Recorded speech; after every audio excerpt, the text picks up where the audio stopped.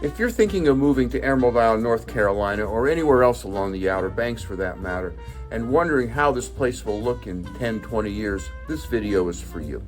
My name is Dennis Richkowski. I am your local Emerald Isle real estate expert and relocation specialist. My contact information is below and I answer every message.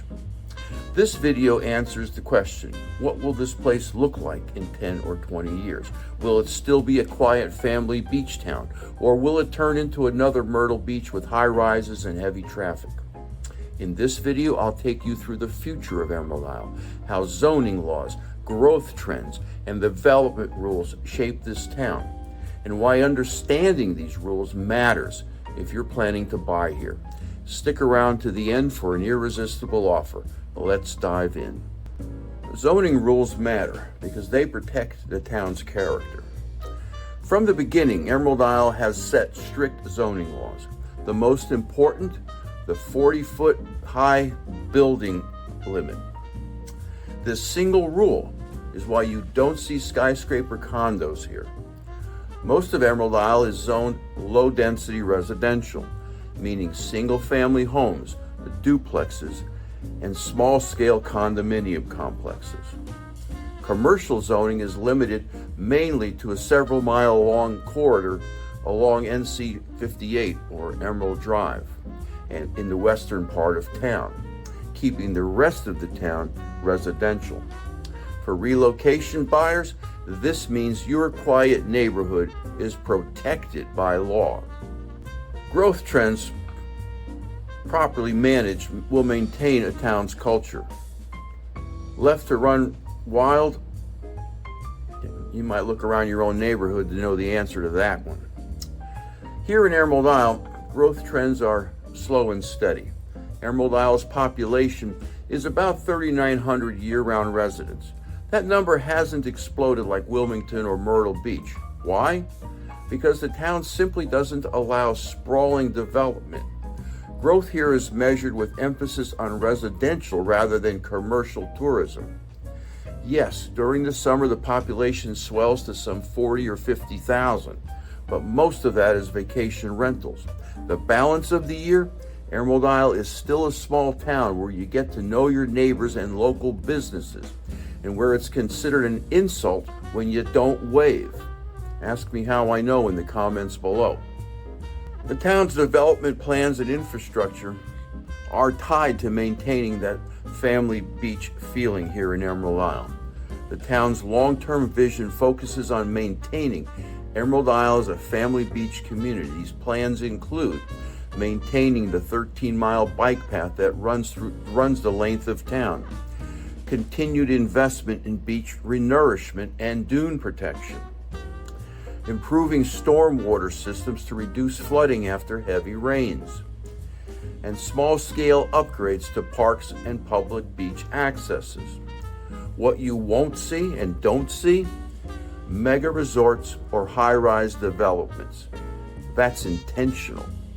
And now let's compare Emerald Isle with other coastal towns. Everyone is familiar with Myrtle Beach, where unrestricted high-rise development turned it into a tourism machine, but at the cost of a small-town character. Wrightsville Beach and Hilton Head are more upscale, but still heavily commercial. Emerald Isle stands apart because it chooses to stay small-scale. For relocation buyers, that's a guarantee. Your property values are tied to the community that protects its brand. And because of that brand, property values continue to go up, up, up.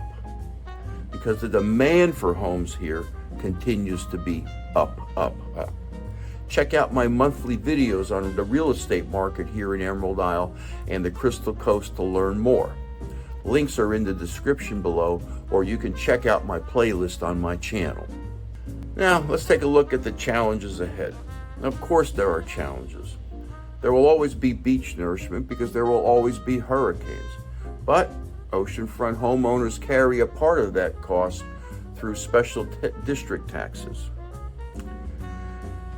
Traffic on the Cameron-Langston Bridge, well, that always will spike in summer. And managing seasonal growth is always a balance. However, the town addresses these issues head on, and locals actively resist overdevelopment. Emerald Isle's future isn't about unchecked growth. It's all about careful stewardship. Ask me how I know in the comments below. What does all this mean to relocation buyers, people interested in moving to the Crystal Coast? Well, if you're considering buying here, zoning and growth trends are your assurance that Emerald Isle will likely look and feel very similar in 20 years. It hasn't changed much except to get better during the last 25 years.